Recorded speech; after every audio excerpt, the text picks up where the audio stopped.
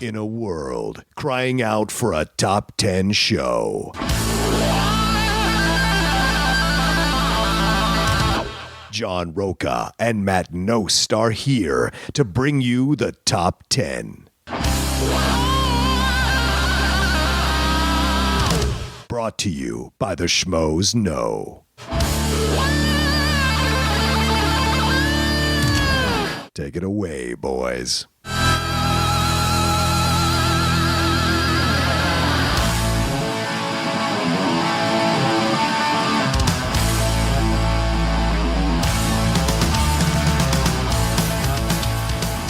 All right, welcome everybody to this week's The Top 10 show, the Top 10 podcast. We went back and forth about this all the time. Mm-hmm. I know I say Top 10 show. You just call it The Top 10. The Top 10 is just easier. Yeah. It's already a show. They know it's a show. Let's just call it what it is, the Top 10. You're a big fan with Brevity. Yes, I love Brevity. Get the point across as quickly as possible. That's one of the things I've always been impressed with in life is somebody that can just succinctly wrap up all their thoughts in just a beautiful string of bing, bing, boom, boom, boom, done. And you're like, that was a complex idea.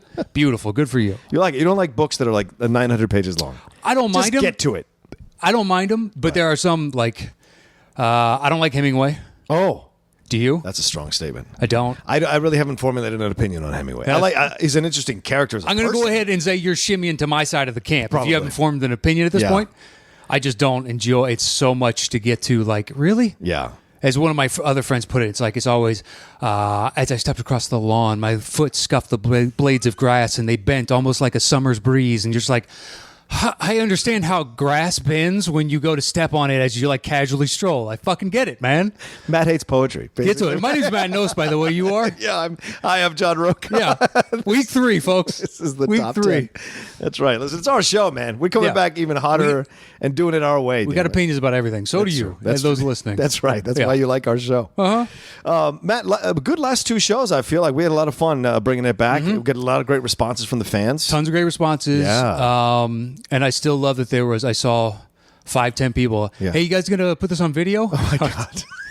It took 9 months to get us back this far, and you're already like, hey, they're never happy. Yeah, I know. Hey, you want to? Can you do a moderated live chat while you're doing the video? And there's 2 of us. There's 2 of us. Have some respect for the situation, please. Aren't you just happy that we're back? What is wrong with you? They just want more. Yeah. There's nothing wrong with that, and yet there's a lot of things inherently wrong with that, just because it's too taxing. Just coming back from Comic-Con, I was there for 4 days. We're recording this as I'm just coming back from Comic-Con, and I get it. Yeah. I get it, because people are like, no matter what you give them at Comic-Con, they want more. It's just, it's only 4 minutes. I wanted 5 minutes. Oh, you're only showing this? I want to see. Where's the other actors? Where are the other actors? Where's the director? Where's the producer? Where's the writer? There's always a constant desire for more. That never ends. I wonder if that's an American thing or a human thing. I wonder. Who knows? We seem to have everything at our fingertips now. I'd like to assume it's a human thing. Yeah. But we do have kind of like the best of a lot of different worlds. Yeah. So it could just be we're lazy and we're used to things, the most amazing things being handed to us, and we're like, pshaw. I've seen 5 things exactly like that. Nothing new to see. Yeah, here. exactly. Wow me if you want my money. How have you been, man? I'm good. How are you? I'm good. I'm tired. How'd your set go? Oh, Matt Nost. How'd your set go? 7.5 minutes. Nice. Ellis was there, recorded the whole thing. Good. I kind of want to send it to you to see what you think. Although I listened to it, I could see where I could put more jokes and where I messed up. You can't. Yeah. Yeah. It's your first time. Yeah. I mean, It's your first time. Yeah. I got some nice responses, Look, that's all you have to do is go up there, and I told you this. Yeah. Be yourself, be charming. They want to like you. Yeah. You'll do well. Yeah. That's it. And the best part, I was going to tell you, and if it starts to go bad, then you could just turn on Ellis. Yeah. And be like, these are the type of fans you bring out? Is this what you bring to the show? And then, seriously, there's 3 to 4 minutes right there. You just bag, at least I've known Ellis forever. Yeah. So I know the sweet spots to hit him in as a friend, to where it's not too far. It's funny enough to where he's still willing to laugh. Right. Yeah, and just let's not cross that bridge. Be like, that's fine. I can respect that. There's certain things that are public domain and certain things that are, privacy. He compared it to a Redskins team. He's like, on a couple of your jokes, you went for like Ricky Sanders on the 80-yard bomb. Like you instead of going over the middle, you were trying to hit the big one, and you hit it a couple of times. So respect the fact that you took a chance to do that. But yeah, the audience like initially came with me. Then right in the middle, I got a little bit lost, but then I pulled them back in and ended it, and then ended on a good spot. And I didn't know that when the red light comes on, you don't have to immediately stop. I thought it would. Ellis said you've got like a minute after the red light comes on. Roughly, that's the average. You can tell them specifically what you want. Like if you're doing a longer set, like give me a 5-minute light if I'm doing an hour. Right. So that way I'm nailed. Like, but I should have it like some sort of sense of idea. But if you end up doing like a bunch of crowd work or something, or throwing in jokes you hadn't anticipated, then you can lose track on time. Certain guys, it's not as much anymore, but it used to be back in the day. Here's my 20 minutes. Yeah. And I just do that same 20 minutes. Like if you went back 15, 20 years. Yeah. For the longest time, that's what comedy was. And be like, oh, I got my 20 up to 30, so now I do this spot. My 30 is now 45, and then like vaudeville days, you could do 45 for years, like a decade. Wow. 15 years. It drove guys like crazy. I know a couple guys that are still doing the same act from like 1982. It's insane. And you're insane. Like, they are insane. Do they make money doing this? Not as much as they used to. Okay, fair. Yeah, they're still making money. Yeah. Just not nowhere near their apex. Just know that I'm going to do this again. Like, I got bit. I sat out, after it was over, I sat outside in the bar, and Ellis bought me a couple of Coors Lights, and I said to Ellis, I was like, fuck you, man. Fuck you for putting this inside of me. And like, I got bit, and now this idea that I could do it and hone it and figure it out. And Jay Washington was telling me, like, you got to figure out 2-minute set, 5-minute set, 7-minute set, 10-minute set. Like, you got to start constructing those things because you never know what you're going to be called on to do.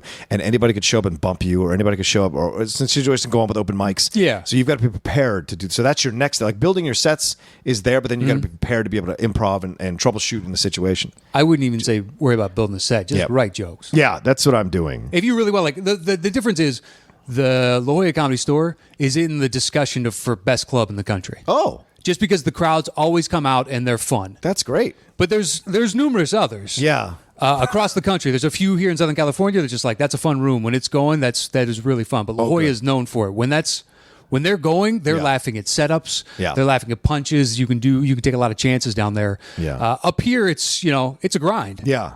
In front of 3 people consistently, and they're kind of paying attention, kind of nod. Like that's where you're going to start. Right. If you really dig into it, you're going to do a lot of shows where you're only playing to other comedians. Right. They're just standing in the back, and there's like one person by themselves. Welcome to the first couple of years of comedy. Thanks, man. It's brutal. It makes you question your like situation in life. Like, this is what I'm choosing to do with my life, night in, night out. This hurts. But I'm glad it went well for you. Yeah, because I was surprised. Because you're a charming guy. Oh, thanks, man. You're not going to lose your confidence, No. being on stage and talking to a mic. It's just a different animal of, okay, well, that's fine, but now you have to be funny. Yeah. And they'll give you a little while. Well, and here's what Ellis did. Ellis was like, just freeform write 4 pages of stuff and I'll find the jokes for you. So, but unfortunately, Ellis got really busy, so he didn't look at my stuff until like his drive down to Comic-Con, which was the same day that I was going on. So on the Uber ride over, Ellis looked over the stuff and then goes, okay, there's your joke. There's your joke. There's your joke. So I'm on the fly. I'm like writing these things down on my notes. Okay. But I didn't look at my notes once while I was up there. So, and I think that's why I got lost in the middle, but I wanted to see what I could do without it, And so, it was only 50 people in the room. So it's not a negative, Yeah, that's a valuable lesson that he just taught you, whether or not you realize it. It's just like trim the fat, get to the point. Yeah. It's like, you don't need these 2 sentences because you're only getting to one half-ass punchline. So why don't you just chop those, add that half-ass to this. Now that half-ass leads into a stronger tag up from there. It's just a science of, this is fat. Trim it, get it away. Yeah, and each one of his jokes worked. Yeah. Each one of his jokes worked, and I was just like, see, there you go. Yeah. And so now, well, he knows who he is on stage too, though. Oh, he's great. He did 15 minutes after I got up there. Yeah. It was a marvel to watch. It takes a while too to figure out, because there is it's not really a stage persona. Yeah. But I do things there that I wouldn't do in regular life because you're like, what's with Nose being weird? Yeah, sure. Just but because it's part of the presentation. It is. Yeah. But you take chances and you're like, oh, you want to talk about that? Yeah. Let's talk about that. Yeah. Or when you're really feeling it, it is a feeling unlike anything else in the entire world. I've never experienced it. No amount of drugs or women or anything else. It is a high in and of itself because you are succeeding at such a level that you're like, this is awesome. I could live out this for the rest of my life. Yeah. My life began and ended here. I'd be completely happy. I'd be all right. Yeah. It's the greatest. Getting a standing ovation is just like, wow. I'm sure. That is so awesome. Like, you guys have no idea, but I got to play like this is cool. Like, I'm cool. Of course, you should be doing this. But the times it does happen, you're like, this still feels great. Yeah. It does. Well, anyway, it was great. So I had a good time, and I appreciated Ellis giving me the shot, and it worked out. Like, doing 7.5 minutes, I planned for only 5. That's even better. And what was great was that when the red light came on, I actually thought I'd only done 3. So when I came off, I thought they were cutting me off early. And then Ellis showed me the video. It was 7.5 minutes long. Oh, shit. Perfect. I really went on that long? So it was a great experience. Like, you can cross it off the bucket list. But I will be trying it again as it goes forward. I just got to get, I got to get a little more settled with everything else I'm doing and then figure out when I would go out to open mics late at fucking night, in these places. So we'll see. Yeah. But I'm sure Matt knows it's a weird we'll animal in LA. Yeah. I never I'm really sure. did it. I've heard every story under the sun. Yeah, the chunky monkey thing is what I've been told. So we'll see. Anyway, this week we are counting down the top 10 movies with a city in the title in honor of the release of Detroit, directed by Catherine Bigelow. Yeah, with John Boyega in it, which looks like a very good, serious film. Yeah, I hope it's good. Yeah. Because it's a topic I don't really know all that much about. Yeah. Which is race riots in Detroit in the, what year is it? 60s? 60s? Yeah, 60s, yeah. Okay. And it's one that was one of the biggest riots ever in the history of the United States. And it's never been really profiled in a movie. Yeah. So it's just interesting how this I've heard of it, and that's about where it exists in my brain. I wish I could say I know more, but I don't. Yeah. But this is her going back to that well, too, that really darker well. Yeah. Yeah. Yeah. It's anytime you get into that topic, like the Watts riots. Yeah. It's just that's what I know in my head. Like, oh, yeah, I've read about that and seen stuff. It's, equivalent to that. It's just the people sick of their situation. It's just like, I don't know how else to express my displeasure with the system that I'm in, because you guys aren't listening when I say anything else. Yeah. So I collectively, now we're going to do this. Right. It's like, that's a crazy place to be in. Well, I think it was great was watching the documentary that OJ made in America. Yeah. You saw the history of race riots before OJ even showed, throughout the history of LA. It was fascinating to go all the way back to the 30s and 40s and 50s and explore that topic and then bring it all the way back to the time that was going on with OJ. So, yeah, there's a huge amount of this that happened throughout our country. You even see it in gangs in New York to a degree, and so it happens in all those kinds of things. So the hatred and everything else in this country has shifted from people across different eras. So numerous ethnicities and cultures within our society have unfortunately been the bane of the society at large's existence for whatever reason. Yep. It's Irish in gangs of New York. Yeah. Irish were the lowest of the low, and then Native Americans for a long time. Right. And, there's no dearth of groups that we haven't been jerks to collectively as a group. When you see it with Godfather 2 with the Italians, you see that happening too, that whole thing. So it's definitely prevalent. So anyway, that motivated us to figure out a topic, and this one kind of struck us both as something that we would have a lot of things to choose from. And so we decided to go with the top 10 movies with a city in the title. Yeah. I mean, once the idea came up, it was like, there's a lot of choices. Yeah. There's a lot of choices. That could be a fun show. This is one of the most difficult lists I've ever had to create. I know. There's so many, dude. There's a lot of choices. So eventually I just started doing you know what? I just like that movie better than that one. Yeah. This is my list after all. I'm not saying the greatest of all time, This is one of my, they're all my lists and your lists. Yeah. You know what I mean? I don't know why this time I'm prefacing with don't feel bad out there, but this one is just personal.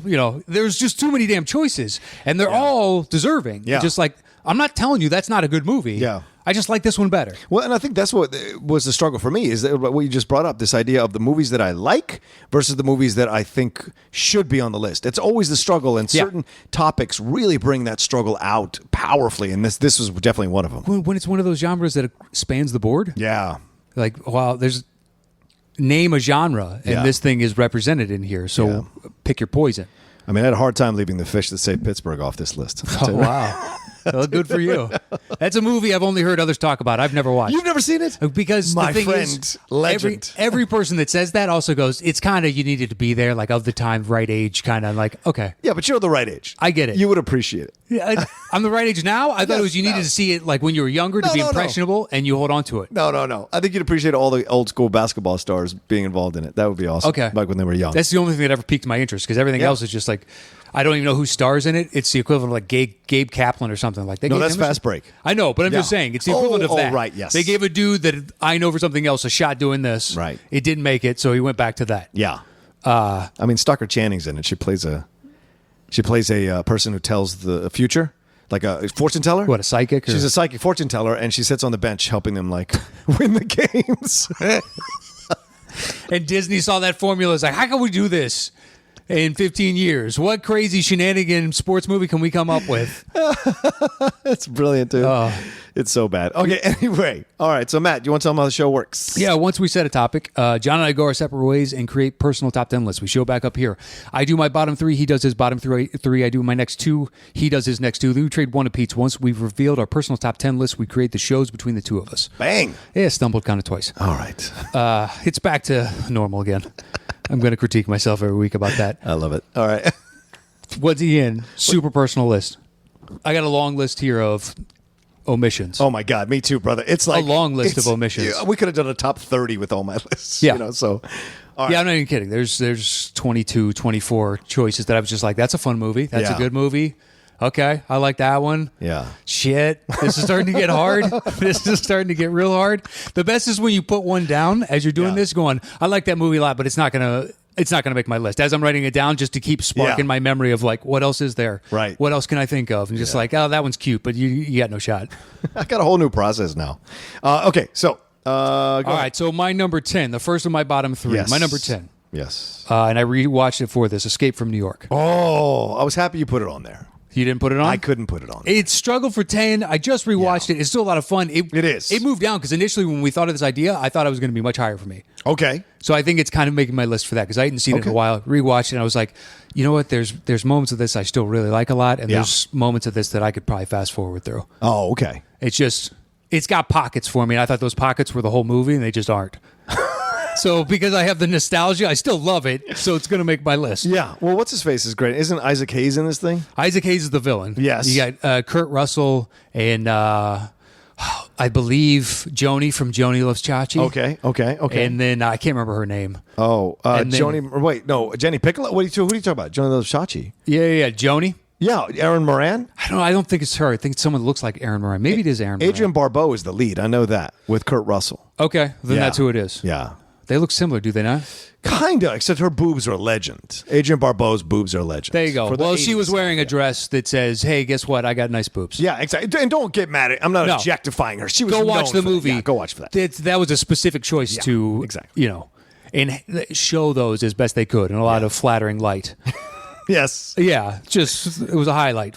And this is actually a fun movie because it's John Carpenter, and it's right at that sweet spot where he was kicking ass in the 80s with all his movies.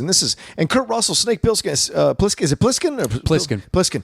This is an iconic character for Kurt Russell, and people still clamor for one more installment of this, even though that second one was kind of half and half decent. Yeah, exactly. But this one is legend. It's just Lee Van Cleef, Donald Pleasance, like such a great cast in this film. I think it could be really good. Yeah. Because I don't think it can go super serious, but I think you get close and still have a little bit of fun as well, just given where it started. Yeah. I think they could do it. They do an older one. It's his Logan kind of for the character. Oh, it could be his Logan. That's something like that. Because, that's what Metal Gear Solid is. Right. The creators, I think, have admitted they just stole the idea from this and created their version. Yeah. I believe that's what it is. Yeah. Well, that fight in the ring with the bat and the nail, like all of that was just super intense. Well, that to me looks like bad WWE now. When you watch it, like as they're fighting, it's so choreographed where it's like, I hit your shield, you block, you hit my shield, but it's the same angle. Right. So they've worked out this one angle and they do it like 5 times. You're like, not a lot of, change ups in this. Is that a lot of martial arts? Yeah, that's where it starts to fall apart a little bit. You're like, hey, guys, couldn't go with the second move, huh? That's all. It was moments like that where I still appreciate it. I still liked it. That's why I made my list. I just assumed it would have been higher. Okay, what's your number 9? Number 9 is Leaving Las Vegas. Oh, that's my number 10. Is it? Yes. It's such a brutal movie. God, I love this film, dude. Oh man, it fought for number 10. Like the number 10 and number 9 were going up and down the whole time. I had to put it on here. Yeah, it's like walking out of that. You're like, that's a movie that I never need to see again, even though I have. Yeah, but it's left an impact. I still remember it vividly. It's like Requiem for a Dream. Yeah, you're like, okay. Yeah, that's not fun. No, and it's great performances. Like you could Cage at his best. Yeah, you could maybe argue that is Cage's last great performance. Yeah, he's been great. He's been good in other movies, but this is his last great performance. And Elizabeth Shue, who plays the one woman who understands him. Yeah, and that's sad. Yeah. Given her life, yeah, exactly, and the stuff that she goes through with the Johns, it's not a rosy picture of humanity as a whole. It's just like this is what people can become. Well, and it's also strangely a love story in the midst of all this like destructive bullshit, like self-destructive bullshit that they both go through in their lives, you know. And she loves him for the fact that he wants to do this. Like he is singularly driven to kill himself, not with a bullet. Not with any, he's just going to drink himself to death because for what at the beginning I think he like loses the job or loses his life. He was an exec of some kind in LA, in Hollywood. Yeah. And then he just decides whatever happened, right? Yeah, something. His life just completely gets destroyed and upended. Maybe his wife leaves him. He lost his job. I can't remember that specifically. What sticks with you is everything else that happens to him once he makes a decision, being like, you know what? It's over. Yeah. And just like, I'm fine with that, and I'm just going to surround myself with people that are fine with that because I don't want to be here anymore. Yeah. So this is the way that I'm going to choose to go out. It's such a powerful decision, and just like she's in essence us, right? Because we're kind of feeling the sympathy for him and having to go on this journey with him, and we want him to stop. And she tries to get him to stop, and when she tries to get him, he leaves her. Yeah. And then she goes, okay, I get it. I just want to be around you. I just want to be with you, because she's been waiting for someone to just kind of see her for her too. Like in his most aware moments, he accepts her for who she is and loves her for who she is as much as he can in that situation. But he is still driven to do what he needs to do. And that's the sad thing is she is the life preserver to save both of them. Yes. Just accept me and maybe we can make a second go of this because I'm not happy with where I'm at either. Right. And it's like, nah, I'm going down with the ship on this one. Yeah. And he really pushes her understanding, like when he hooks up with that girl in the bar with the guy, like all this stuff that goes on, like he cheats on her and does these terrible things with other prostitutes, and he's trying to drive her away in a way, and she pushes past it because she knows what he's doing. Yeah, and she still loves him through it. You know, I mean, and one of the sexiest scenes is her like giving into the situation and pouring booze on herself. To get him so enticed even more into the situation, and maybe. Yeah. It's just heartbreaking. Yeah. You see it and you're like, oh man. And as a former drunk, you just see that and you're like, that could have been me. I always don't think forget so. that, man. I always forget that. Don't worry about it. You're settled. Don't worry about it. You know. I know you offered me a beer the other day, and it's the first time because you've done it in the past, and you afterwards go, "Oh shit, you don't drink. I'm so sorry." Yeah. And you did in that time, and it made me chuckle. It's just like, only you care about that. I say no. It's fine. Yeah. It happens. It's only because, you know. Yeah. I appreciate it. But the fact, like, I believe that's the first time ever you had such a stressful day coming in. You like, Coors Light? Like, no, I'm good. I was like, shit, dumbass. Yeah, no. You would seem like you were like, I'm not in a good place. Like, you go be in your bad place, man. You enjoy that beer, and hopefully you find your way, like, follow the light on the way back out. Hopefully there are breadcrumbs. That's why I threatened to break that guy's legs and arms. Anyway, so what's your number 8? My number 8, I believe, is not going to be on your list. Ooh. And it did make another list of ours that people said, how come it didn't make way back when? What's your guess? Philadelphia? No. Oh! No. Tombstone. Oh, come on. Tombstone. Stop it. I can't put it on Best Westerns, but because this topic is so obtuse, it's like, why not? Very obtuse. Why not? It is, because it's not, if we were myopically looking at it, it'd be like, it has to be a drama. Okay, fine. It has to be a drama. Well, Tombstone, unfortunately, is a pulp fiction comic come to life. It's just set in the West. It's fantastic. Yeah. Please just admit to yourself, it's a really fun ride.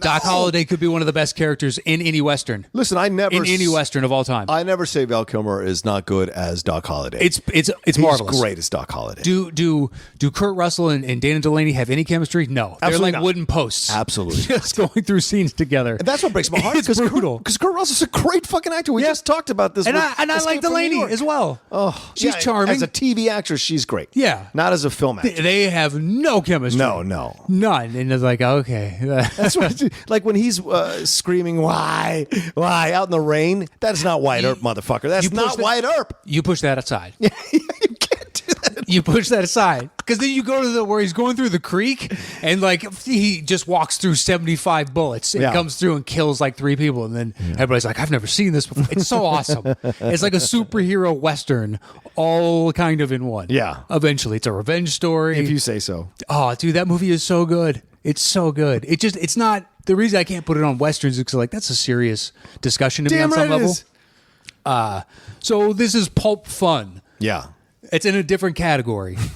You know, if there was like a really good pulp fun, mob movie, it doesn't make mob lists even if it was great. Yeah. I will always contend that if you could combine Wyatt Earp and Tombstone into one movie, you'd have had a great kick-ass movie. Because Wyatt Earp, I enjoy Wyatt Earp more than Tombstone, only because I enjoy the serious aspects. It's more faithful to the story of the Western, of that story. Yeah. It's still, Costner is at the height of his hubris, so it really takes away from his portrayal of Wyatt Earp. But Kurt Russell is so it's not Wyatt Earp at all that it really bothers me. And so, but I get why people love the film. You tell him hell's coming. You hear me? You tell him hell's and his eyes match like a grimaced mouth. It's so weird. The first time when Delaney gets off a stagecoach, she looks at him, she's like, who's that gunslinger? And you look at him and you're like, that does kind of look like a cartoon gunslinger. Like his eyes are just so pierced by the sun that just crease. He just looks hard and grizzled. Like, he's almost Yosemite Sam. I mean, he's this close to Yosemite Sam. That's a beautiful way to put it. Thank you. That's what bothers me, though. That's what bothers me. Oh, that's what's great about it. That's why it makes it such a fun movie to see over and over. And then Doc Holliday, Val Kilmer just waltzes in and steals every scene and just waltzes right out. He does. Every single time. It's beautiful. And I think that's what bothers me. It's a great cast. Sam Elliott, Isabella Rossellini, Stephen Lang.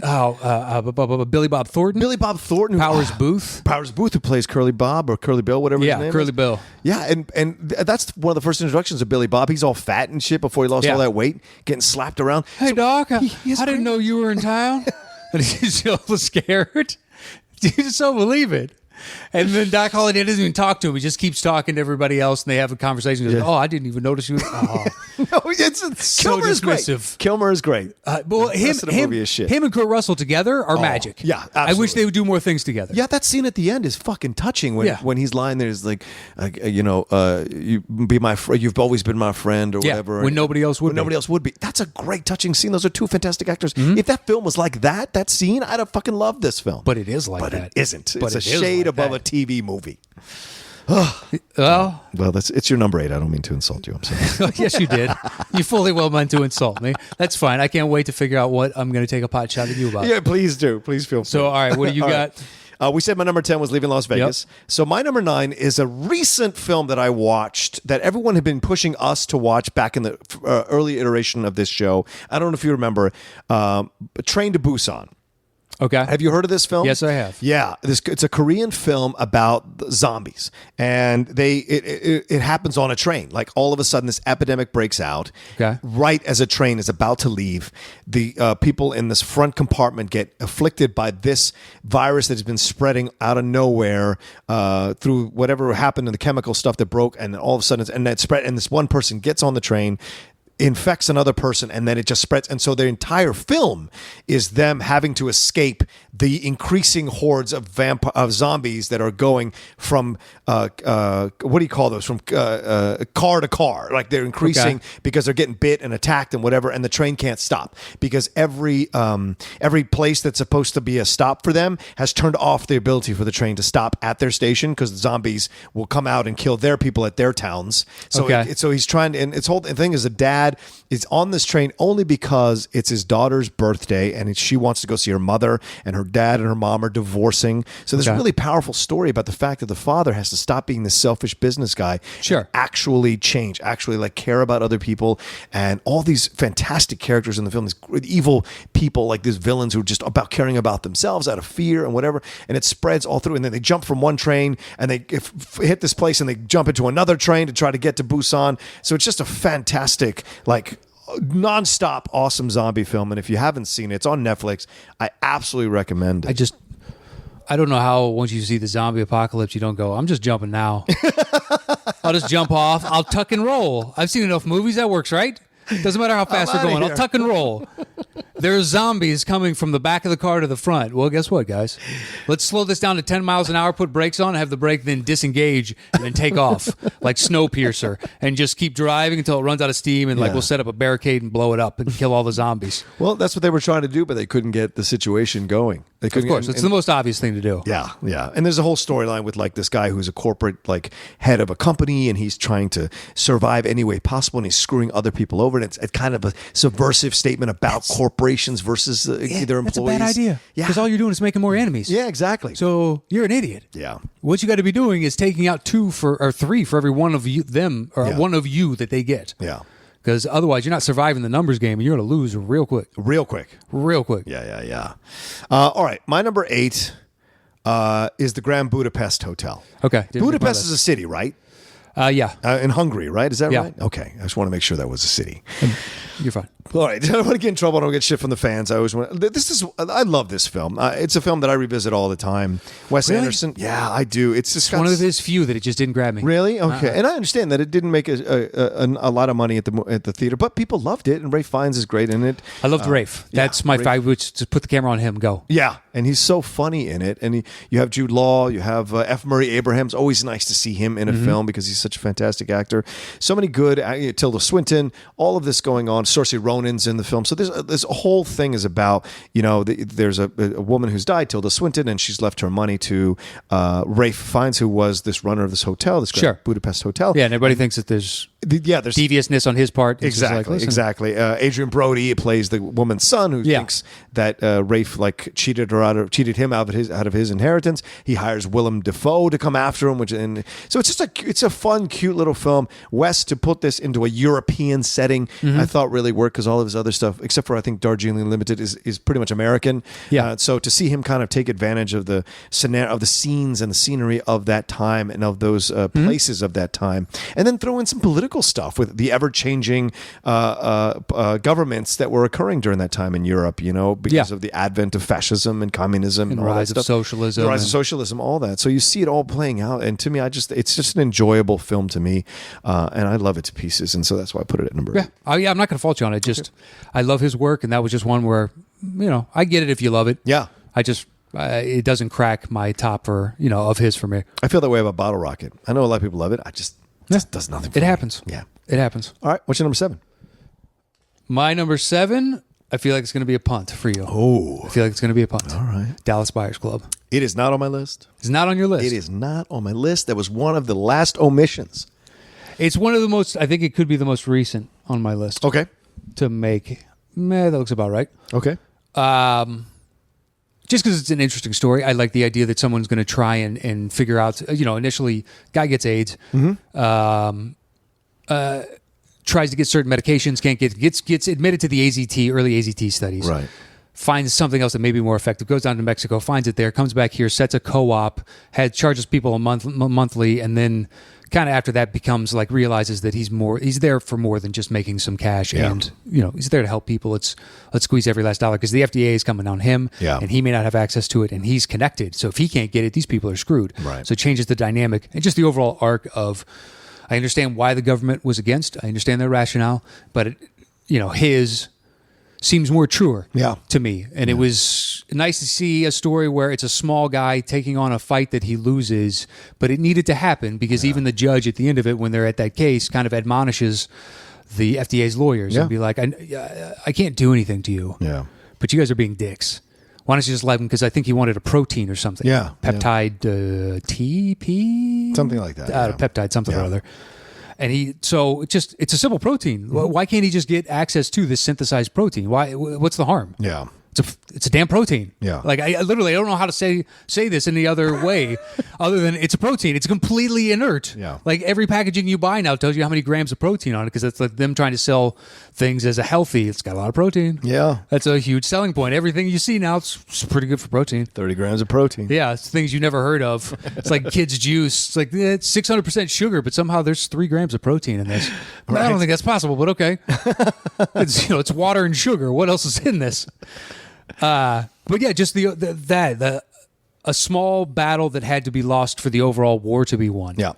For something just you got to see the forest for the trees, and it's nice to see a smaller-ish movie like that, which just takes on something that's interesting to me about U.S. history. Yeah, I think it's a great choice, Matt. Like I said, I had a hard time leaving it off. It's not one I revisit, which is why I think I had to leave it off. But Jennifer Garner's fantastic in this. Obviously, Jared Leto won the Oscar. McConaughey won the Oscar. The film itself is a powerful film because the guy is not necessarily a heroic guy. He's a promiscuous guy. He's a guy who's terrible with his money. He's rejects getting it at first. It's for people, not him. Right. And then has to come to the realization it doesn't matter. I am one of those people now. Yeah. He kind of accidentally becomes a hero for this cause, not necessarily wanting to. Yeah. Yeah. He finds a sense of morality in the end. Yeah. Because before he was just a selfish individual and came to realize that there's more to the world than just himself. Right. Yeah. All right. What's your number? So my number 6. My number 6 is one you've already brought up. The aforementioned Philadelphia. There it is. Not on your list? Not on my list. Okay. Man. It still gets me. I'm still revisiting it. I'm still revisiting my opinion on this. I'm still revisiting my opinion. What's interesting, it's 2 back-to-back movies about AIDS. Yeah, I didn't even realize that till right now as I'm looking at it and be like, oh, that's interesting. All right. If you want Matt Knost in your theater, make a film about AIDS. That's Matt Knost will go. Well, Angels in America is my favorite play. That's a great play. It's not my favorite play, but it's the only thing I can think of that's AIDS related. Rent has to have some AIDS in it somewhere. It does. Okay. It does. Just knowing how many different 20-somethings in New York. Yeah. It's like any other. It's down here. Just like, of course, they're going to touch that because when this came out, that was a pivotal discussion point in society and kids that age. It's something they were, thinking about at the very least. Absolutely. Yeah. Okay. But yeah, Philadelphia, just, I don't care. There's certain moments, but it's the very end that will get me every time. Every single time. Oh, yeah. Just over just the pictures.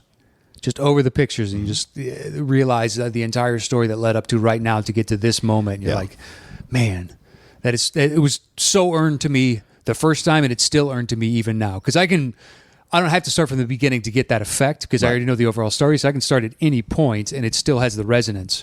And that's why I like that movie so much.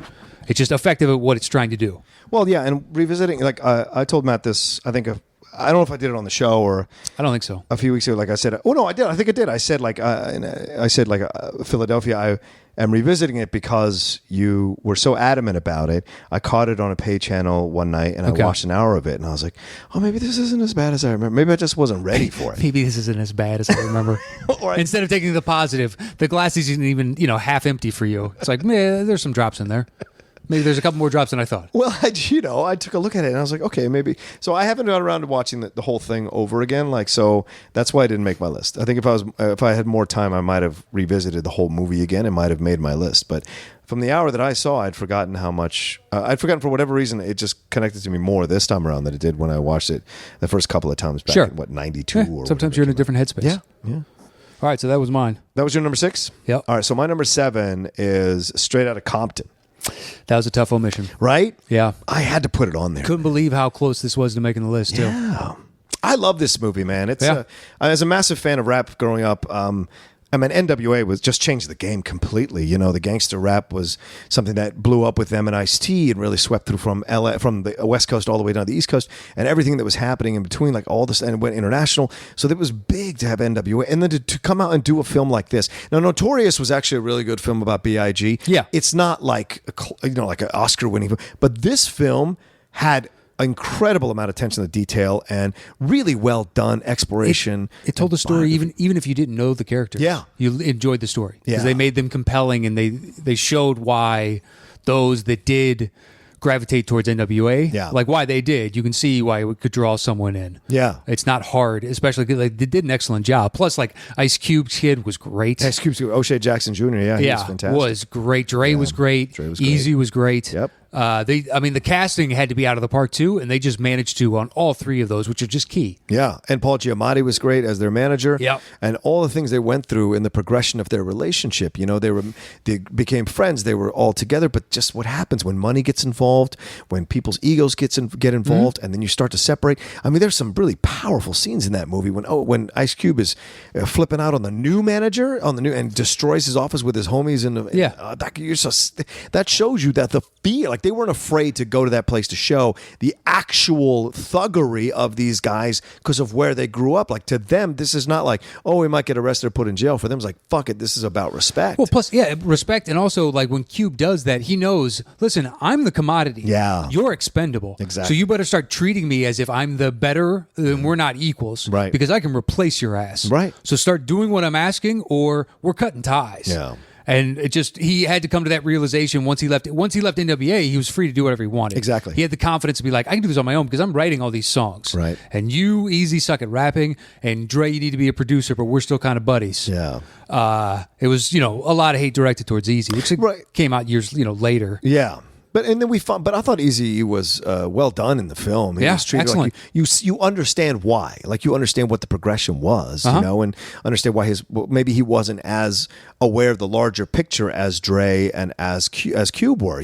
For him it was he's an actual hustler. He's actually a street guy. Like they actually brought him into the studio. A lot of people don't know this, but if you go back and look at the history, Dr. Dre was part of a dance troupe, so it wasn't necessarily there's like some pictures from when he was a younger guy in his teens. You're like, all right, well, that was apparently cool, and he was doing that for a little while, and then it probably fell out of fashion pretty quick. Right. So it's those kinds of things, and I thought the film was really well done in that way, and it sticks with me. It's one I watch over and over again, which is why I put it on at number 7. All right, my number 6 is the only musical on my list because I had to leave off Chicago in exchange for this one, An American in Paris. It's a quintessential Gene Kelly film, and as a massive fan of musicals, this is just the number one of the number one musicals for me. You enjoy that corner. Yeah, on this show, you can be musical guy's corner. You're just chilling over there, like in a Dances in the Rain kind of light post and same kind of outfit, and like totally just classy. It's a totally different movie. Maybe some fog coming. It is a totally different movie, but it's of that genre. It is. It's a guy. classy version of that genre. I'm not short selling you. I'm building you up. I'm giving you, Gene Kelly at his most Gene Kelly. Gene Kellyist. Yeah. It's not a bad thing. I know. I just love this movie, and it's one that I go back to all the time. Not just because of like the 16-minute ballet sequence in the middle of a film, and it won Best Picture. Like it's just a fantastic film in that way. The fact that it was able to take the musical genre and actually put in the film 16 minutes of no dialogue and just dance and ballet and make it work. Mm-hmm. And then you have the storyline with it's a love triangle. So to a degree, he's got this thing for Leslie Caron and George Scudero. I've never seen it. Yeah. Oh, you never? Okay. I don't. Well, either way, it goes through this whole thing, and so I think it's my favorite performance of Gene Kelly in a musical. Okay. I know Singing in the Rain is considered his best musical, but I like this musical because this musical is just it packs a harder punch, and it asks a little more of you as you watch it, and I think that's what as always, and it's one of my favorites I go back to all the time. And I have it on Blu-ray, and I became friends with his widow recently, or a couple of years ago, and so every once in a while we'll send a Facebook message. That's nice. Forth. Yeah, she's really sweet, and she keeps his legacy alive. So, all right, that's my number 6. Yeah, I tried watching musicals with my wife, some of those older ones, and I was just like, well, you tell your wife I'll come over whenever she wants to watch. You back the fuck up is what you do, motherfucker. Yeah, I don't even know because I won't give her opinion on the others. I was about to say something, but anyway. So my number, what's your number 5? My number 5, then is Fargo. I think we have to punt. Okay, all right, that's fine. All right, my number 5 is Casablanca. Not on. Oh, fuck! Because there's so many choices. I went with ones I'm willing to rewatch over and over and over again. Okay. It's just like, I'm sorry. Wow. You're not wrong. That's one of these. You're not wrong. Choice. Yeah. It's just there's so many choices. If this is going to be my list, yeah. Can't do it. Well, I love Casablanca. 2 pieces. It's Humphrey Bogart's best work. Ingrid Bergman, Claude Rains. Just so many great actors in this film, back and forth, and of course the relationship that they have. Play It Again, Sam. All of that. Just all that's involved in the middle of World War II, and when Harry Met Sally uses it in their film, would he leave? Should he have stayed? Well, all this kind of stuff. Yeah. So there's always the argument that it ends in a way that's like, well, should he have fought for her more? Or should have let her go? Was that his way of showing he loved her? That kind of stuff. And so, and I like Humphrey. It's Humphrey being vulnerable, and that's a really rare thing in any Humphrey Bogart movie. So to show him being that vulnerable and kind of down on his luck and sad, but still willing to sacrifice his happiness for her happiness, even though she knows that she's going off with the wrong man. To him, it matters more. To Yeah. And she's happy. And that's kind of a lesson, about love. Sometimes it isn't about you. It's about what's best for them. And if you truly love them. Exactly. If you truly love them, you got sometimes it's hard to make that choice. Exactly. And that's what I like about the film. It explores all that. And then, of course, the intrigue and the spy stuff and the switching around. And I think it's just an incredibly well-directed film and it still holds up. Massively still holds up. So, all right, what's your number 4? My number 4 is one I love. Oh, I don't think we'll have to punt. I think you might have omitted this one just as a choice. Probably. 3:10 to Yuma. Yes, I did. Okay. Wow, that high on your list. Well, because respect, man. After we did the Westerns, I did think about your argument of I know you love that movie so much. Yeah. And True Grit is what made it on that list over that movie because it's you know what? I enjoy the first one with the fact that I vastly prefer the remake to me. Whereas in 3:10 to Yuma, I don't even really much care for the original. It's okay. It's all right. Yeah, but the second one to me is so stellar that it's just wow, the fact that you spun gold out of that to me, that is actually kind of almost more impressive. A longer film too. Yeah, and the dynamic amongst all the characters seems very believable. Yeah. I mean, obviously it's a Western, so it's a fantastical story in itself, even though it's a smaller story. Yeah. But the dynamic between Christian Bale and Russell Crowe, they're just kind of doing this dance the whole time. Two things orbiting each other. They don't think, it's opposites attracting to each other. They don't like the fact that they're looking into a mirror on some level. Yeah. They want to believe they're different, but it's no, you're no different. Yeah. So it's an interesting character study of just the psychology between the two characters, and I like the overall story. I like the motivations for the characters. For Christian Bale's, it seems believable. He needs the cash. Fine, I'll help you do this. I used to be in the military, holding the gun and potentially killing somebody. It does not bother me. Yeah. I believe that motivation 100%. Mm-hmm. And then Russell Crowe is just, he's part of a gang and they want life easy and they want to have fun. And he's kind of freewheeling his way through this, but people respect him because he's done it enough and gotten away with it. You're he's good at it. You have to respect that. Even if you don't like what they do, you're they are successful at it. So I have to take you seriously. Yeah. And just the dynamic between the two of them is I just rewatched it again not too long ago. It's one of the Westerns I will go back and watch. Yeah. Because I and then the other guy, Ben Foster. Thank you. Yeah. Whose name I will never remember. I do that every time I think. Please remember it. We might need it on the Schmodown. That's true. 6. Come on.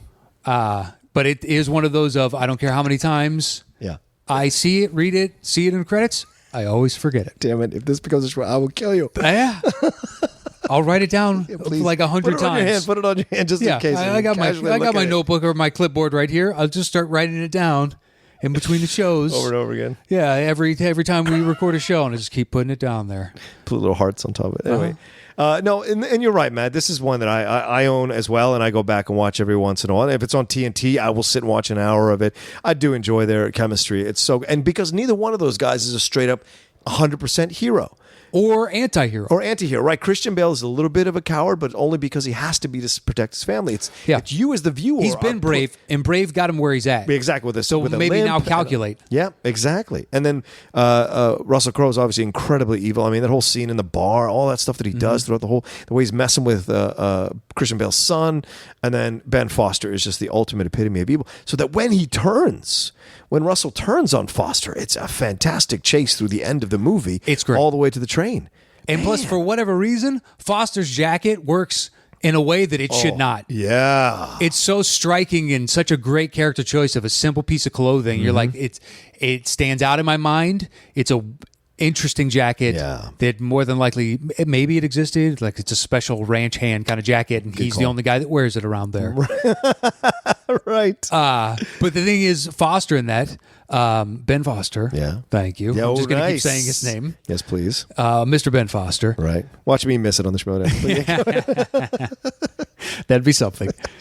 He's like the devil on the devil's shoulder. You know what I mean? Yes. He has everything is pointed due south for him. It's That's just a great description. With straight to hell. Whatever the quickest way to get to hell, I'm going there. So if you want to do that, just to hop on board.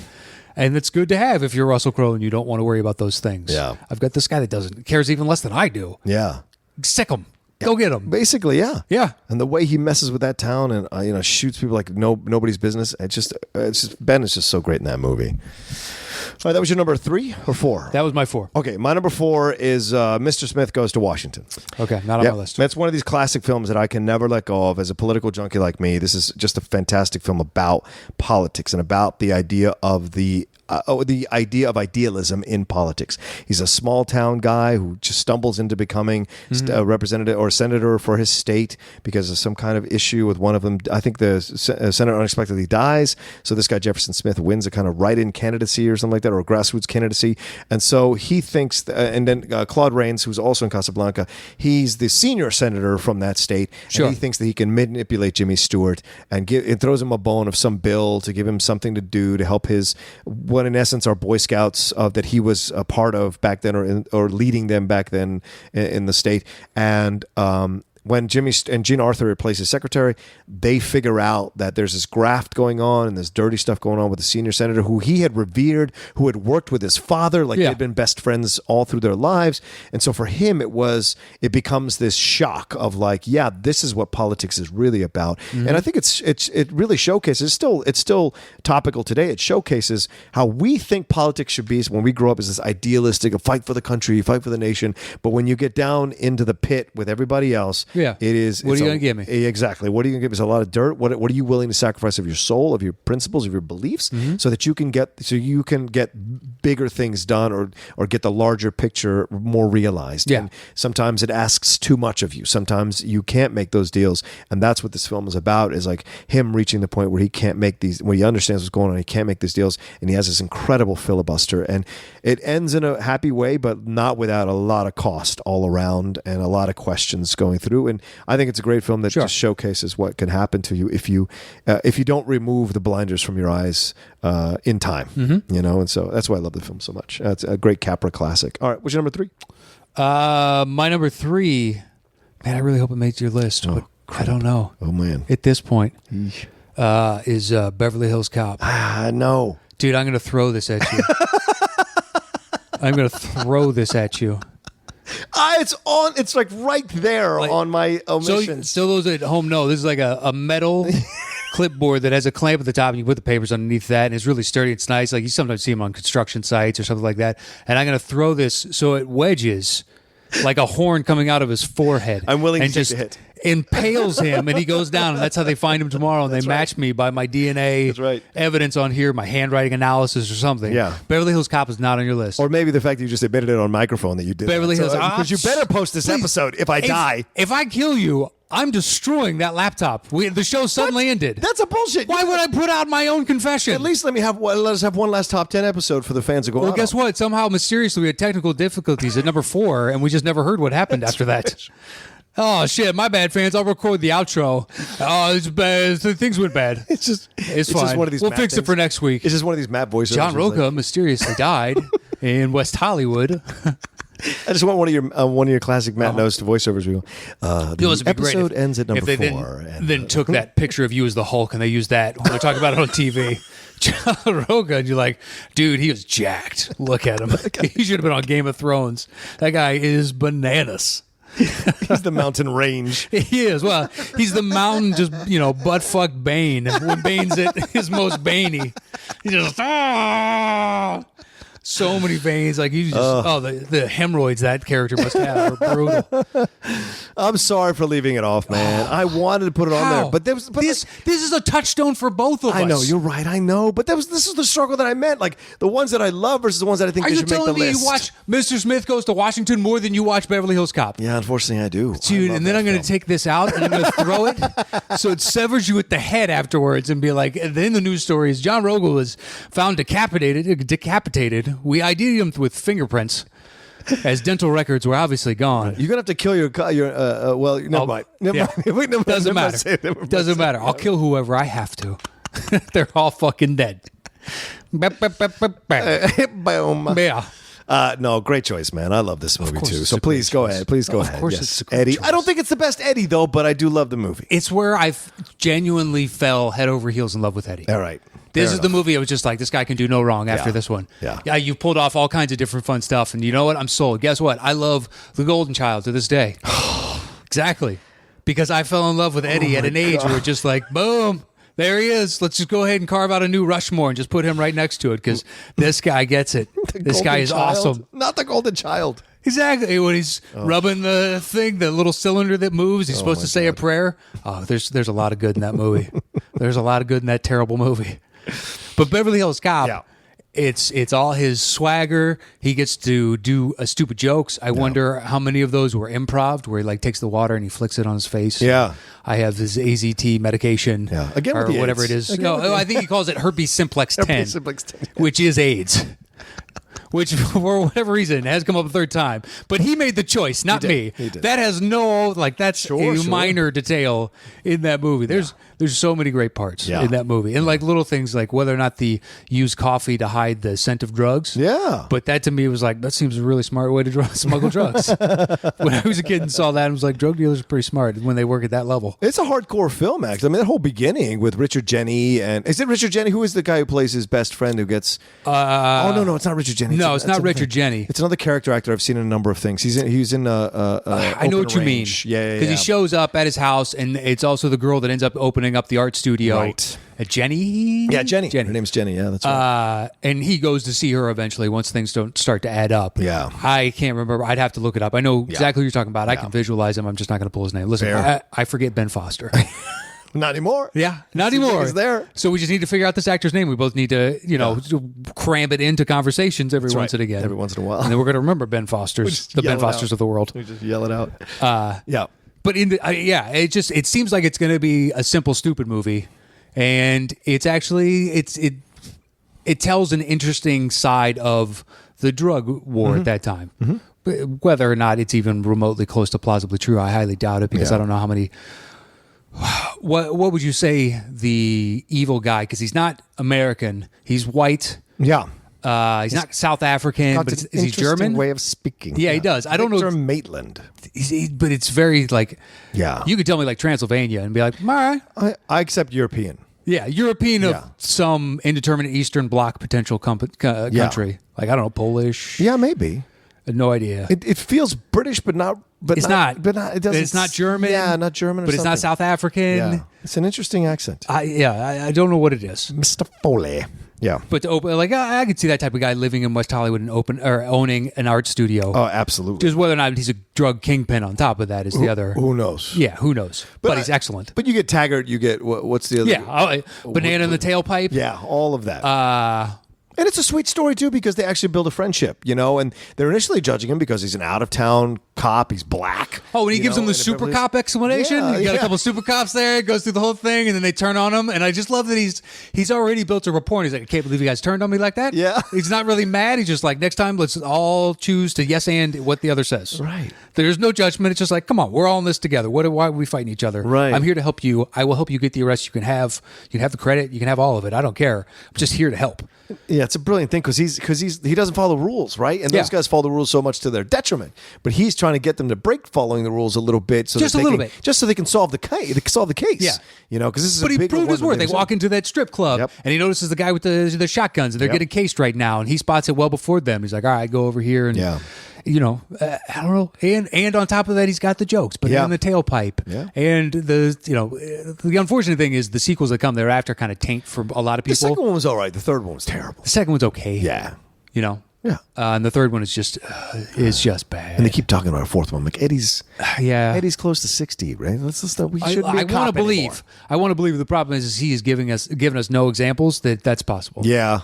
At this point, you hear rumors in the wind. You always hear people publish stuff. Well, I'm just saying that he could pull it off. So why not just let it go? Yeah, I feel like But it is a franchise that only he can do. Right. Yes. And it could be a hell of a payday. If they reboot this crap, I will not go see it. Well, you will not? I will not go see a What if you hear it's good? Huh? No. A reboot? I'm sorry.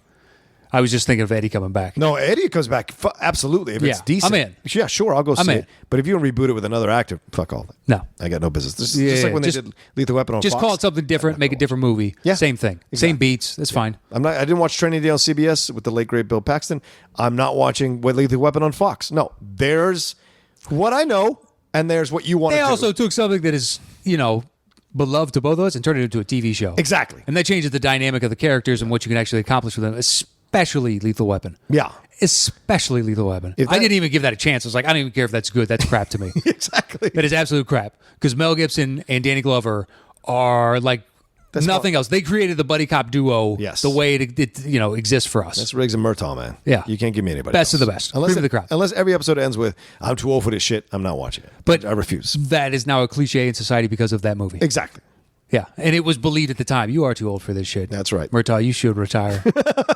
How are you still doing this after 9 years of you're too old for this shit? Cue the sax solo. Yeah. The sexy sax That's solo. the best part. They made sax awesome. They did. The sax is awesome. It is. Anyway, what do you got? Oh, is that number 3? That is my 3. All right, it was just from punting from earlier, Fargo. Oh, okay. So yeah, one of the greatest Coen Brothers movies ever. This one still messes with me. I love the TV series. This is wow, how funny. We just talked about this. This actually works for me as a TV series because I'm not attached to Frances McDormand as being the only one who could be in this movie or do this movie.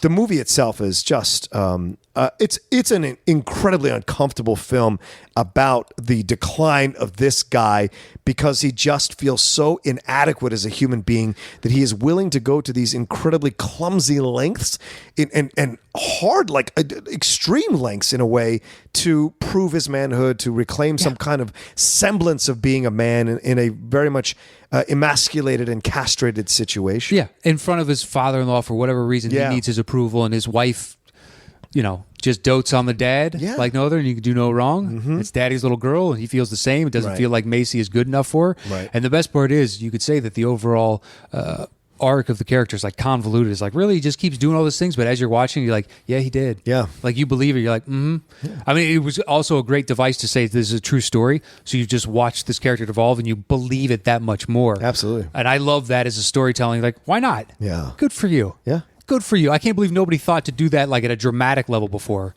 like horror movie or something. Sure. And there's so many weird moments, like the dude with the high school reunion with the Asian guy. You're like, whoa, what's that's this why all it seemed about? real. Yeah, exactly. It's like, why even put this in the movie? Exactly. And that's the smart things of the Coen brothers when they do things like that in their movies to give it that sense of authenticity that you're like, oh, this feels like it would make sense to happen in a story like this. The Native American guy whipping Steve Buscemi, like all those like really hardcore moments. You're like, Jesus Christ. Yeah. The ending. Yeah, that ending. Peter Stormare. Oh, man. Oh, man. The wood chipper. You want to talk about it? Yeah, just dead, great white eyes. You just see that like, oh, it's so weird because there are other times you see him be like a pleasant guy, like Lebowski. Yeah. Like, he's not, he's supposed to be intimidating. He's ultimately not. But I mean, did you ever see 8mm? Yeah. Oh, Jesus. It's just, I mean, the movie is terrible, but him as like machine, like, okay, I believe that. Yeah. Yeah. I even liked in the small cameo he had in John Wick 2. At the beginning of John Wick 2. It was great, the intro to that. Yeah, exactly. And Frances McDormand is just so great in this movie. And, it's one of these rare kind of female-led films where she is the focus. And even though she's pregnant, she's still solving this case and pushing everyone else to kind of figure out what's really happening here. Because everyone seems a bit a step slow in this whole process. And she seems like the smartest person in the room, whatever room she walks into. Yeah, I just think most people are unaccustomed to what is happening. So they just can't think that, why would that happen here? That never happens here. Exactly. But still, it's decorated with these amazing lines. Oh, you had sex with the little fella, huh? Oh, is that your friend? That's your friend in the wood chipper? Like all these kinds of lines that are great. And I love the moment where this has been building through the whole film when Macy just loses it on his car with trying to scrape the frost off the windshield. Just absolutely. And that shows you the numbers. Yeah. On the fax it over and he gets what is it, a message or does he take the call? Yeah. And they're like, oh, we couldn't see him. Oh, it's a call because he interacts. Yeah. You're like, oh, shit. Yeah. You're watching it happen, and you're like, it's not going to work. It's just going to buy you time, and time doesn't buy you anything at this point. It reverts you back to being a child if you ever try to get away with something with your parents, and you get caught in the lie, and you're just like, oh. Yeah, you make a mistake, and you're like, I can get out of this mistake by making another mistake. Yes. I can do that. I can do that. This will work. Oh, shit, that didn't work. You compound mistake after mistake. Yeah. I mean, ultimately, no matter how much older I get, I still feel like a kid. Yeah, of course. It's unfortunate, and it's great. Yeah. It's there's certain things where you almost have a Pavlovian response, and you're like, why do I still do that after 38 years? That's the way I react in that situation. I just don't understand it. Yeah. What are you gonna do? What are you gonna do? I stopped I can beat myself up over more important things than that. So I just gave it up a long time ago. I was like, well, that's what I do apparently. All right, what's your number 2? My number 2. Mm-hmm. Please tell me it made your list. Oh Jesus, this is getting. I don't think it is. I'm pretty sure my 1 is on your list. God, I hope my number 1 is your number 1. My number 2 is In Bruges. Oh, dude. So close. Didn't even... No, I know. Oh, my my God. I know, Matt. I know. I'm sorry. I knew when I was putting this list 2 together. and 3. That's why I depend on you. I depend on you 2 on 3 to make me put certain things on a list. The fact that Beverly Hills Cop and In Bruges are this high. I mean, now I want to take the clipboard and take off something that's more severe, even though you're fully dead at this point. There's no need. But there is no need. There's no need to belabor. There's a dead horse, and I don't need to beat it. I can't. It doesn't. I love In Bruges so much. It blew me away. I know. Seeing in the theater, my expectation was just like, hopefully it's good. Yeah. I like Gleason. I like Colin Firth. I like Ralph Fiennes. Colin Farrell, yeah. Colin Farrell. Yeah. I like all three. This should be good. And the fact that it's very funny, it's completely dramatic. Yeah. It's got, Colin is so great. The arc of him within that movie. Yeah. And the arc of everybody else with Gleason as his friend, because I don't want to ruin it if you haven't seen it, even though it's so old now. We probably should just go ahead and ruin it. I feel like if you haven't seen it by now, fuck off. That's a bit so they're extreme, hitmen. Yeah. And Colin goes to do a hit, his first one, I believe, and it goes awry, and he ends up killing a kid, and he's just carrying it with him, and he doesn't know if he can do this anymore because he took out his target, but there was collateral damage, and he's upset about the collateral damage, and he can't deal with it. Yeah. And basically, Gleason sees the potential in him, and it's like, just turn a corner. Well, he trained him. Yeah. Yeah. But it's also like he knows the outcome of making the other choice. Yep. And maybe Farrell doesn't realize it yet that, okay, by making this, I can't deal with it. There is no other choice than what Ralph Fiennes has to do. Yeah. Which is take you out of the equation. Which is why he puts him in Bruges, because that's where he puts everybody. Yeah, because he thinks it's a lovely place, and why not spend your last days in such a lovely place? And and these guys don't know they're going. No, and they hate Bruges. Yeah, they hate Bruges. It is a boring town to them. They're like, there's nothing to do. But at the end, they're having that like medieval festival-ish. Yeah. And his dying sequence, and to see all this imagery, and it is kind of like a fairy tale come to life as he's exiting this world. Right. And I think there's snow coming down. Yeah. But they get such great comedy, like especially, was it The Americans That Ask, can you get to the top of that tower? Yeah. And he's like, well, you can't, in essence, because they're so fat. Right. And they try and, get him, and he just kind of lightly jogs, and such a great joke. And Gleason's what Gleason does to himself in the film, to try to buy him some more time. The romance he has with Clemence Poesy, who's in the Harry Potter films. She plays the Beauxbaton girl, and and the thing with the what do you say, man? Little person. Oh, the little person. The little person. That's such great weird kind of stuff going on. Which isn't that Peter Dinklage? I wonder if it's Peter Dinklage. I don't remember if it is or not. I believe it's Peter Dinklage. It probably is. But Fiennes does one of the best accents, British accents, that you'll ever see for a gangster. And it's one of these rare kind of parts that he gets to play where he plays hardcore but still comical. It's still hilarious, some of the moments that he has when he's like destroying the phone while his wife's in the other room and stuff like all these he's sequences. trying to hold his composure and be a certain That's right. basically he doesn't want to be the thug that he is. Yeah. He wants to believe he's like this gentleman now. Yes. And I now love that. when he gets frustrated to a certain point, he just can't. The facade breaks. Yeah. The dam breaks, and he's like, just his old thug young person comes out, and you're like, just this rage, and he can't deal with the emotion. Yeah. It's like when you see a toddler and they can't formulate the words as to why they're pissed off, so they just turn to like smash, just Hulk smash something. You're like, I get it. We've all been there. I don't remember it, but that had to happen to me. Right. But you're looking it up right now to see if it's Peter Dinklage. Yeah, I'm looking it up right now. But and the whole film is great because you have these beautiful scenes between him and Brendan Gleeson. And Colin Farrell rarely plays a part where he's like his status is so low. He's kind of not that smart, and he's kind of being taken into this kind of in this world through all these adventures throughout this city in Bruges, and he's just kind of like this like broken soul, this really sweet broken soul. And you can tell, and it feels like that they recruited him to be this assassin because what else is he going to do as a young dumb kid growing up in Ireland, right? They thought they could turn him into this assassin. He kills this priest, but accidentally kills the kid too. So it's already this confronting his own background as an Irish Catholic, having to kill a priest in the church to kill a child as well, an altar boy. It's just a powerful thing, And I think the way it ends is poetic for everyone involved. Yeah, So yeah. Yeah, I mean, it ends exactly where you think it's going to end, and that's the unfortunate thing. Is you're wishing for a different outcome that you know is inevitably coming. Yeah.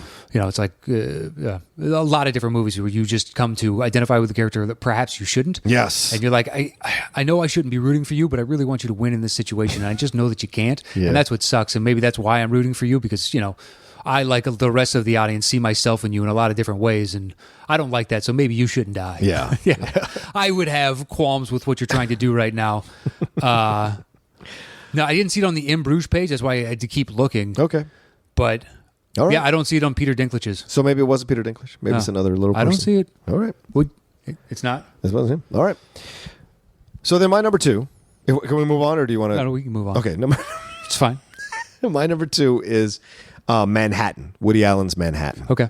That film is an incredible film. It's the one that kind of got me jump-started into appreciating Woody Allen's movies. Whatever you think of him personally, this is not what this show is about. It's about movies, and Manhattan, to me, is an incredible love letter to New York. It's in black and white, and of course, it has the same kind of trope where Woody Allen is a writer who develops affection for a young woman. Like we see this repeated over and over again in his films, but here it's still pristine. It's still not sullied by what becomes a pattern in other films. Sure, when you see it, you see his exploration of himself, his situation with his friends, complaining about New York, and then also realizing complaining about New York it makes you sound like such a douche. All these things that they go through as they figure out the city, and of course he's falling in love with this young girl, doesn't know if he should, and then sacrifices her to go with someone else, thinking that that's what he's supposed to be with. Yeah. And then later on, it does make the change, or does make the decision to be with her. And I love that it's shot from a distance, and you don't hear their exchange. It's there. You don't need to. You don't need to. Exactly. You know what's being said without being said. Exactly. And this is a film that I study all the time as a lover of film, and I think people should study if you're a cinephile or a moviegoer, movie lover rather.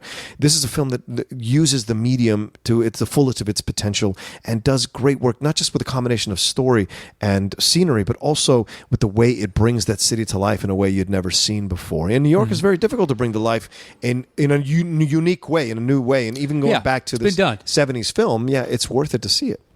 Have you ever seen it?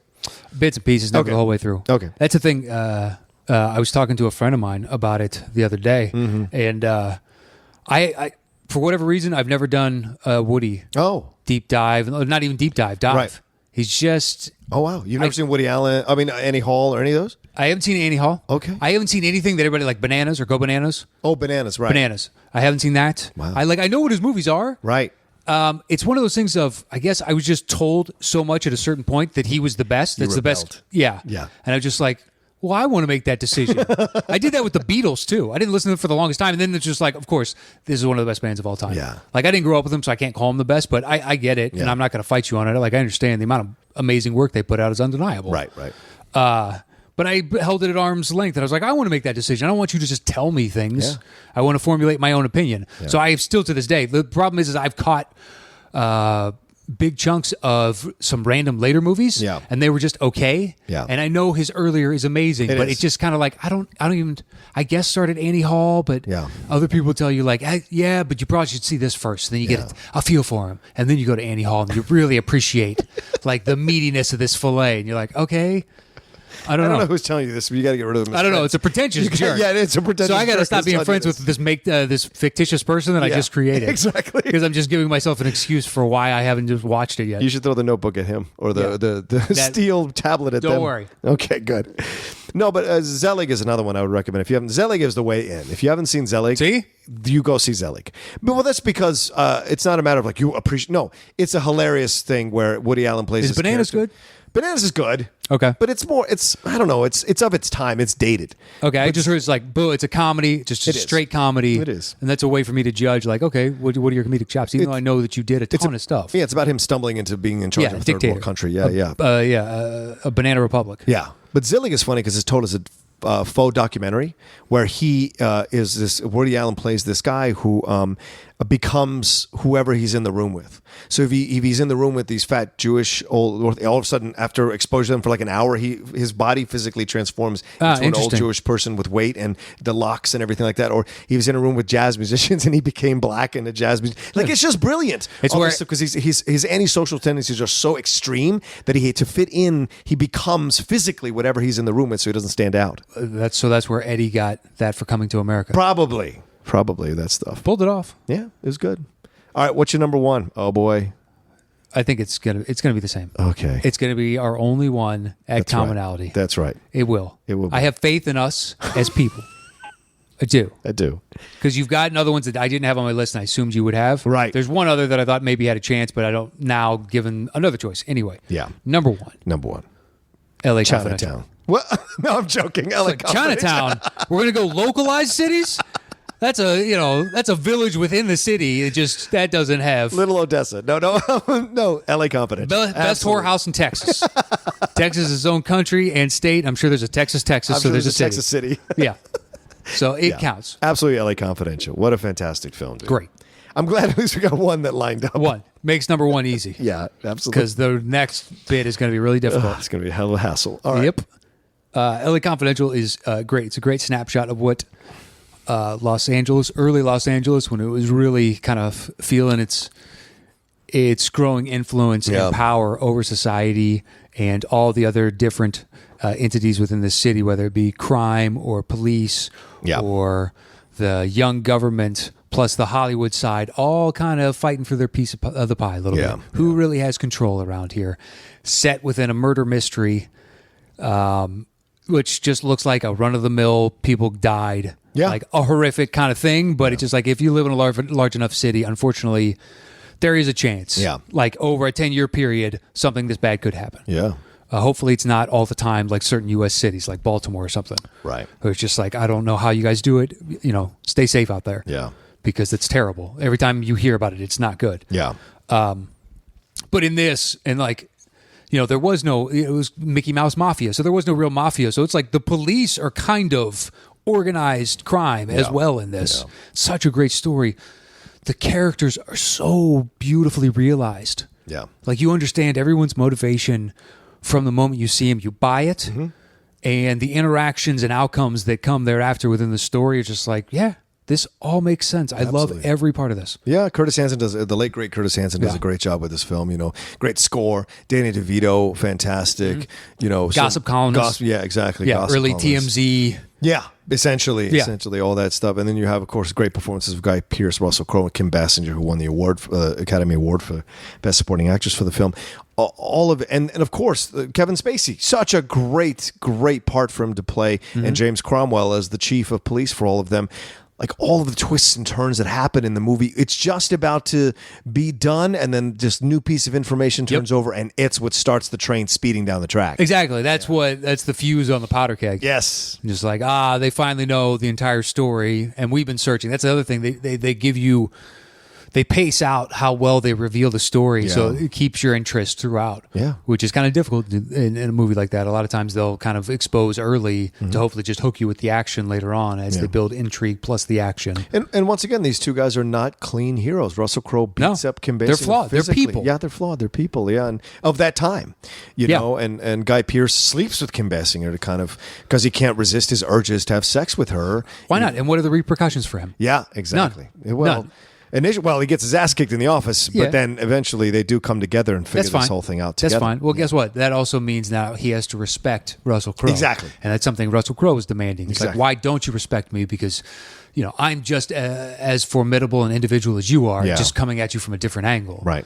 I understand your power. Well, here's mine. Yeah. Physically and just psychologically, his presence when he walks into a room, it's a man to be reckoned with. And you understand that the moment he walks into the room, you're like, wow, that's a bulldog.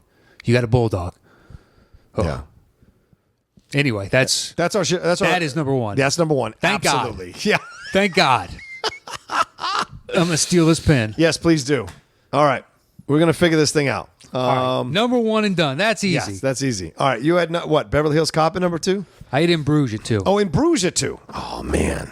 Oh. What do you got next? Well, Manhattan. That's what I have next. You've seen In Bruges. I haven't seen that's kind of unfair, though, as an argument. Yes. I've seen both. That's what I'm saying. I've only seen In Bruges, so I can't make a qualified assessment. I mean, I'm as to Manhattan. I'm happy to give In Bruges at 3. I can give you that. At 3? That was sneaky. You literally almost had that. I was like, that's very generous of you. Why don't we just go ahead and bump Fargo up to 2? Fargo up to 2? Okay, I accept that. Because I've got it at 5. At least we have it in common. Yeah, all right. I accept that. That's kind of a first. Okay. Normally we hash out between the two of us. Well, it's a new show. Yeah. Damn it. It's a great excuse for That's that, right. sure. That's right. Don't tell me what to do with my show. We're going to do our show as we wish. Do whatever the hell I want. So then Manhattan at 3, is that what you're saying? I was not saying that. Well, if I gave you Fargo... See, there's no give. Fargo is higher on your list than it is on mine. So I'm giving you Fargo at 2. Okay. All right. So give me In Bruges at 3. In Bruges at 3 over Manhattan, one of the classic films ever made. I have to take your word for it. You got a coin? Let's flip a coin. Fine. You got a coin? Oh, you're like I'm in a better place in my life. I can accept these losses. All right. You'll make it. You'll survive. Listen, just be thankful that you're gonna live potentially. The show's not over yet. What does it mean? People don't know. They don't know. As long as the show is going, you're still alive. So that's fine. In Bruges at 3. Manhattan 4. Manhattan at 4. Yeah. All right. What do you got next? You had Fargo. I have Mr. Smith Goes to Washington next. What do you have? Beverly Hills Cop. I gave in on In Bruges. All right. Yeah. See, do you want to switch that around? Put Manhattan at 4 or 3. No. Listen. All right. Listen. All right. I play by the rules of the game we create.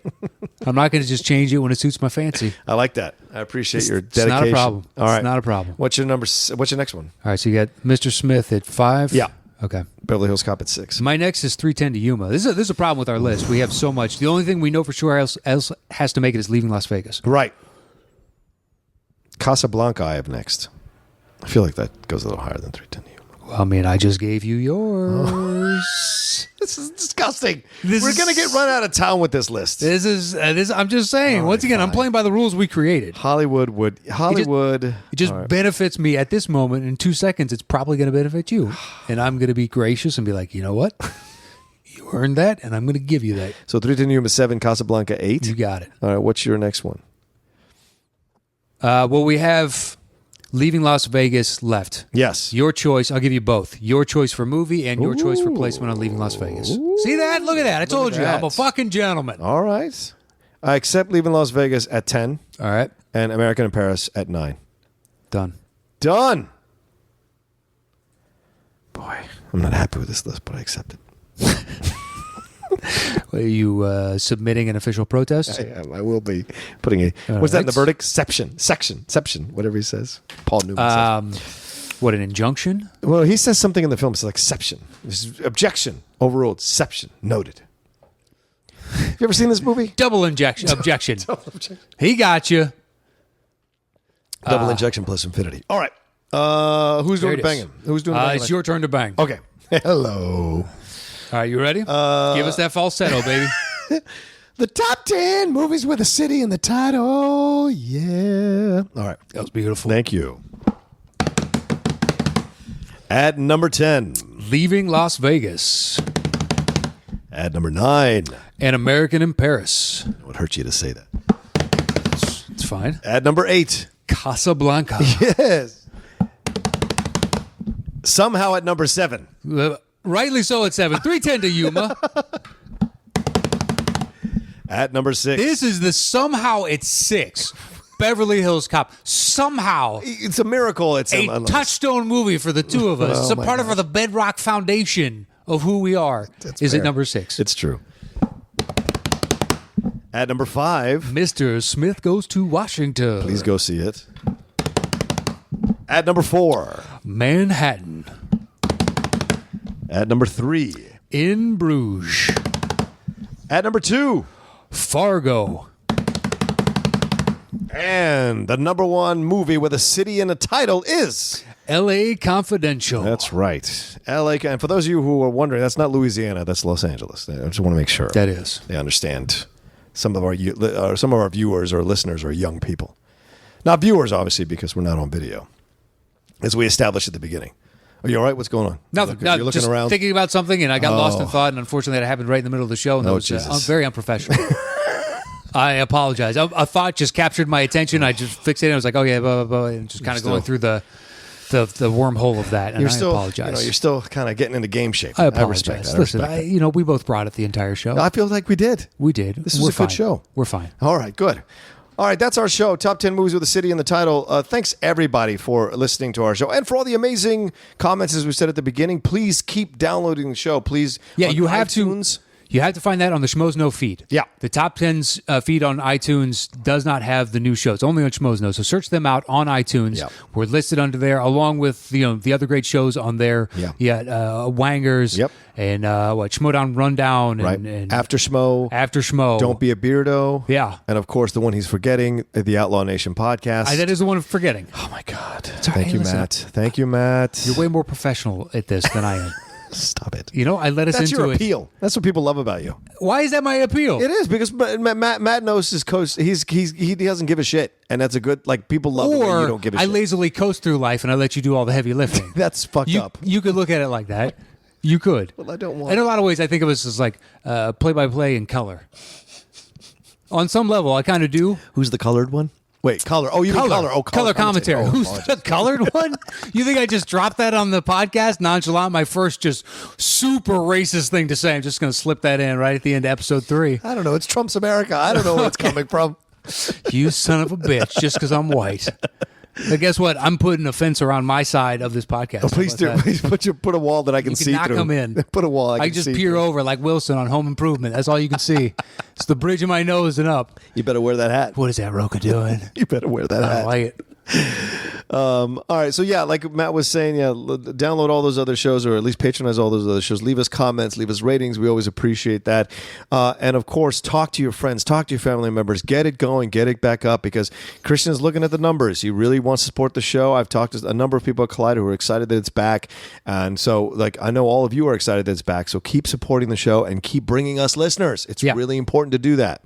Yeah, if you want video, keep supporting the show. Yeah, that's the only way that'll happen. Yeah. Like, I can't promise you that it will, but the more people that are listening, then increases the likelihood of something like that happening. Yep, it gives us cachet. It does. Mm-hmm. And we built with the old show when we were podcast. We started at nothing. Yeah. You go back and look at those first month, 6 weeks numbers. It's true. You're like, we were holding on by the smallest of threads. Yeah, we were. For so long. 2,000 listeners or 2,000 downloads. In the beginning, day one at our debut, Yeah.